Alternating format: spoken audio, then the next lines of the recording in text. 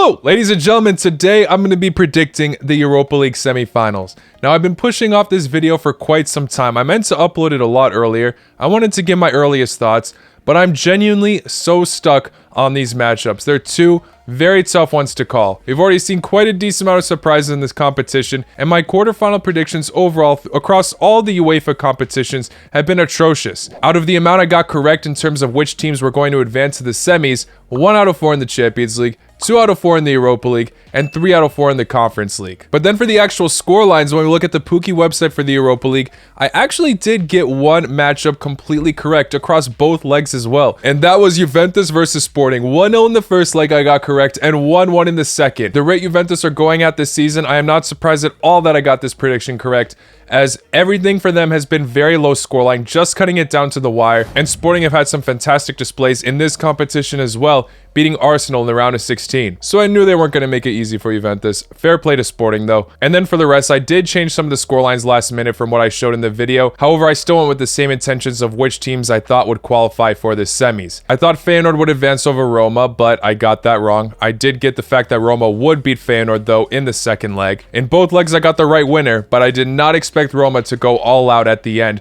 4-1 in extra time was insane. Bayer Leverkusen versus Union St. I predicted Leverkusen to go through. I just thought Union St. would put off an interesting fight in the second leg, but not enough. And then Man United versus Sevilla. I should have seen it coming. Sevilla just love this competition, don't they? They don't care who they face. Manchester United have only come across La Liga teams in this competition in the knockouts. Barcelona in the playoffs. Real Betis in the round of 16. Sevilla in the quarterfinals. I thought they'd be able to clean up another Spanish team, but nope. Sevilla demolished them in the second leg 3-0. And unfortunately, Maguire was very much to blame. De Gea as well, of course. But holy crap, the miscommunication on that first goal Sevilla scored in the second leg was just unreal. As you can see, I didn't finish too high on the Pookie leaderboards as well. Out of 127 of you guys, I finished 15th. It's not great, but it's not bad. The Juve Sporting score definitely boosted my rank up here. But we've got Spooky, Matos, and Cruel Spell all in the top 3. Guys, the prize pool for the Europa League during the quarterfinals was 450 Matic. And the fact that my predictions were not great whatsoever, apart from the Juve Sporting match, the fact that I was closer to the top 3 than the bottom of the league with not the best predictions just goes to show you guys could definitely earn some fantastic rewards on Pookie just by being a little bit better than me in these predictions. And there are many other leagues you can send your predictions on. The top 5 leagues in Europe, the Champions League, and the Euro 2024 qualifiers. Depending on how well you do in each league, you will receive a varying amount of Matic currency, also depending on the Pokeball you select. You can choose from 4 Pokeball rarities: Common, Rare, Epic, and Legendary to get your lifetime Poké League's Game Pass. The rarer the Pokeball, the more boost points it receives at mint. And owning a Pokeball gives you access to the play and earn leaderboards, which I have just shown. The minimum prize pool has jumped up to 660 Matic, and it increases as more players join. So yeah, based on the rate I'm going at, you guys can definitely be earning more than me. Make sure you check Pookie out. I will leave a link to the website in the description below. Let's start off with Roma versus Bayer Leverkusen. The Conference League champions last season are looking to grab another European trophy this year. They just beat Feyenoord, like I said, in the quarterfinals, demolishing them in the second leg over extra time. They already have loads of experience against this side as they face them in the Conference League final, beating them there, and quite some history in the past as well. But these results against Feyenoord recently are massive because they have been absolutely tearing it up. They were very impressive in the Conference League last year. They have been in phenomenal form, and Roma stops them once again, disappointing them once again in European tournaments.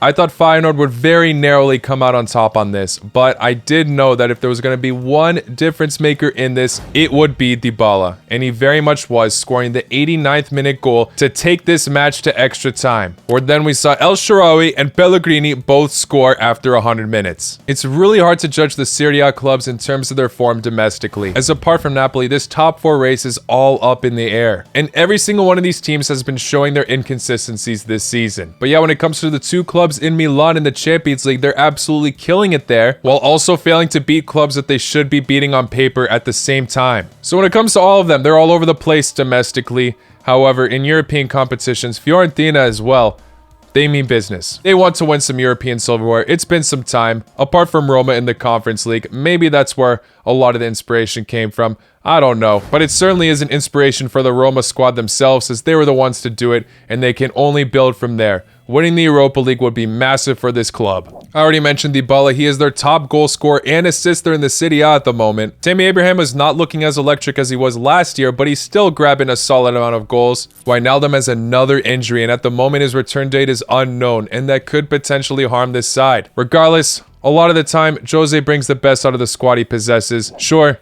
he just grabbed a 3-1 loss to Atalanta. However, it's never safe to rule out Roma under him in European competitions. But they should not take their next opponent lightly at all. And I think they know this by now. I mean, they did a very good job handling Feyenoord. But Bayer Leverkusen are on absolute hot form at the moment. Xabi Alonso has absolutely revolutionized this side.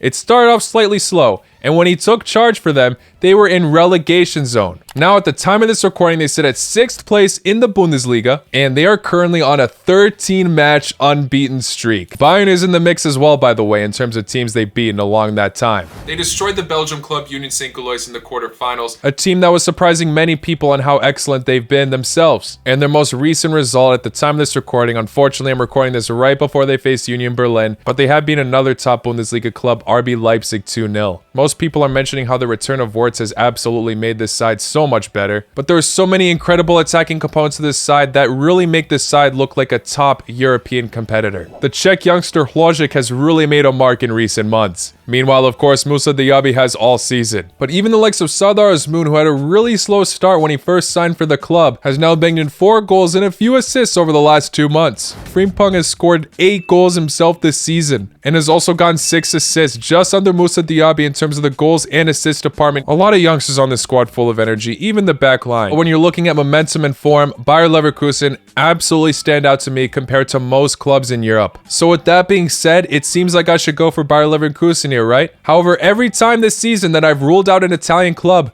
based on form from another club, I end up being absolutely proven wrong. Inter versus Benfica. Benfica were in fantastic form all season, and then they decided to absolutely slip like 3 or 4 matches in a row. Napoli is a fellow Italian club, sure, but they have been in phenomenal form all year. We all know that. They're one of the most talked about clubs this season, and they got knocked down in the quarterfinals to AC Milan. And I already mentioned how Feyenoord were looking to be in absolute hot form on the top in the Eredivisie, and Roma were still able to get the best of them in the second leg. I'm so scared to bank against an Italian club once again. I definitely know we will be seeing some in the finals of all these UEFA competitions, but will Roma be one of them? We saw Frankfurt make it to the final and win the Europa League last year after so many people doubted them against the likes of Barcelona. Can Leverkusen replicate this success, be the next German club to make it to the Europa League final? They're the only German club at the moment that is still in a European competition. I hate how tough this one is to predict, and my success rate has been so bad that it's making me overthink this even more. Alright, as you can see, I've got my epic Pookie ball here, and I just gotta make a decision. You know what, I might not do the same for Juventus, but I'm too afraid to bank against an Italian club at the Roman. I'm going for Roma.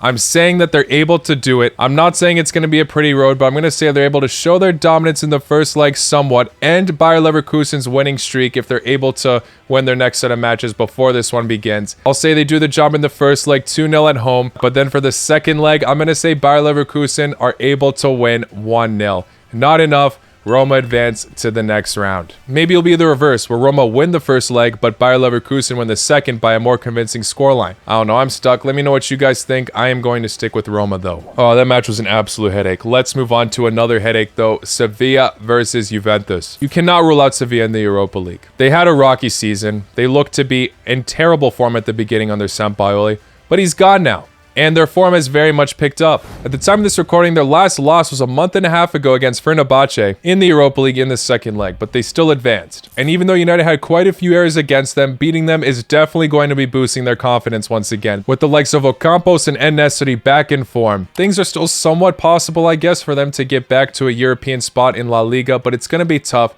So of course, their main focus is going to be in the competition they excel in very much. Juventus, on the other hand, looked to be motivated in this competition as well, as they had a massive point deduction in the Serie A, which has now been revoked. They are back in the top 4, which I don't want to think this to be the case, but maybe, just maybe, they won't be as motivated in the Europa League, as if they did win the Europa League, that would grant them a Champions League spot even if they finished outside the top 4. But right now, finishing off the Serie A in style might be a less pressuring task. The last time they scored more than 1 goal in a match was against Freiburg in the round of 16 of the Europa League. That was a month and a half ago. That being said, there are still many matches where they do the job just so narrowly. So if they pull through against Sevilla, it's going to be in the same fashion, I think. I don't think they're going to be scoring loads of goals. It's going to be a similar way to how they advanced over Sporting, to be honest. But will that even be the case? Because with that being said, all the most recent matches, apart from beating Sporting in the Europa League, have been losses. Difficult matches, to be fair, but a 2-1 loss to Lazio, a 1-0 loss to Napoli, and a 1-0 loss to Inter Milan in the Coppa Italia semi-final. Part of the reason why they might be lacking the goal-scoring threat is because there's a decent amount of injuries in the attack. Dusan Vlahovic and Moise Kean are both injured. Vlahovic's return date is unknown. Moise Kean is expected to return very soon. Look, I know I'm wearing Juventus kit, and last time I wore a kit and went against the club, they ended up coming through on top. I'm looking at Inter Milan. So, of course, I could easily be wrong on this. On paper, Juventus might be the easier side to argue for, but based on Sevilla's Europa League heritage, based on the route they've been going at lately, I think they'll be going into this match with a lot more confidence than before, and I think they can just advance over Juventus. I'll say in the first leg it finishes in a 1-1 draw, and then Sevilla come out on top at home.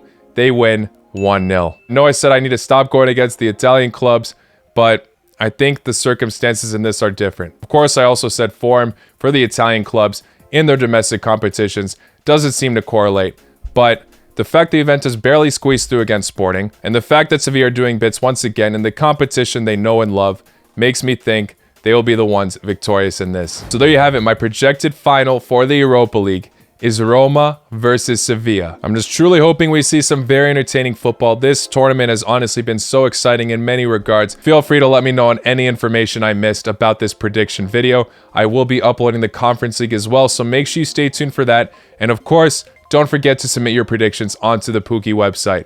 I will also be doing an updated Champions League prediction video as I gain my earliest thoughts, and a decent amount has happened since that time, so I will be going over all that once again, even if my predictions stay the same. Sorry for the delay on this video. Along with me being so indecisive about my predictions, I also am moving very soon, so I have been a bit busy. But yeah, thank you all for making it to the end. I will see you all very, very soon. Take care. Lá com noite.